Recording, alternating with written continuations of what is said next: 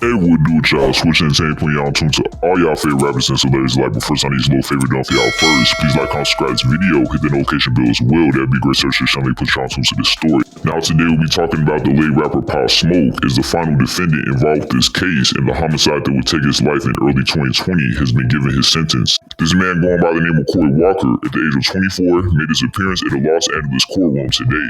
The decision that was made regarding Corey Walker is that he will be serving 29 years in state prison. This final defendant, on the date of February 5th in the downtown Los Angeles area, had made the decision to plead guilty to 2 counts of home invasion robbery and voluntary manslaughter. This defendant, Corey Walker, can be quoted as saying, "Even though the Jackson family isn't here in court today, I would like to sincerely apologize for my unforgivable actions. Although there's no apology that amounts to the taking of someone's life, I would also like to take this opportunity to apologize to my family for the pain and embarrassment that they have endured over the last 5 years, as well as an apology to my community." Now, due to Corey Walker having made the decision to take a plea deal, a murder charge was dropped, which will end up being in favor of the manslaughter charge. Now, had the murder charge not been dropped, then Corey Walker will be facing a life sentence without the possibility of parole. Corey Walker, dating back to the date of February 19th in 2020, was the only adult amongst 4 individuals, including himself, that had a hand in the homicide that had unfortunately taken Pop Smoke's life.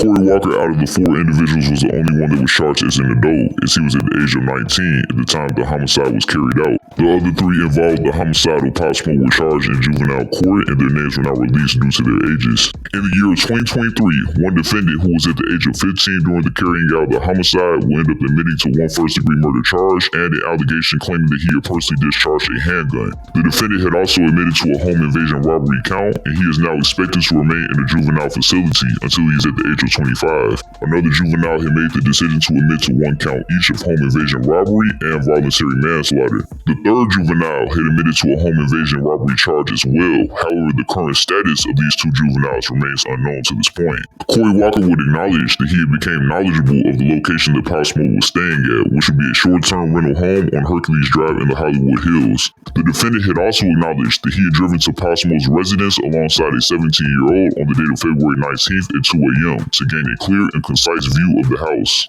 Corey Walker, after having determined what the house looks like, will end up driving to pick up his other accomplices involved with the crime. Corey Walker at 4 a.m. will end up returning to the location of Pop Smoke's place alongside 3 teenagers and an unknown individual who has yet to be identified to the public. Corey Walker would also admit to having provided one of the juveniles with a 9mm firearm. Corey Walker, in addition, had acknowledged that he had went to extensive measures to lessen his chances of being caught. These measures would consist of the defendant having driven with his headlights off, the defendant having researched the Los Angeles Police Department and the location of Pop Smoke's house, and the defendant keeping an open line of communication with the 17-year-old as the group had invaded Pop Smoke's house. The defendant next had admitted to retrieving a Rolex watch, a purse, and jewelry from Pop Smoke's household, and would later end up selling the watch for $2,000. Los Angeles Police Department Captain Steve Ller has said that the 911 call that they had received will end up taking them to the Hercules Drive address. This call had been given by somebody that was on the East Coast, who was supposedly a friend of Pop Smoke, claiming that multiple individuals were invading Pop Smoke's house and that one of them were in possession of a handgun.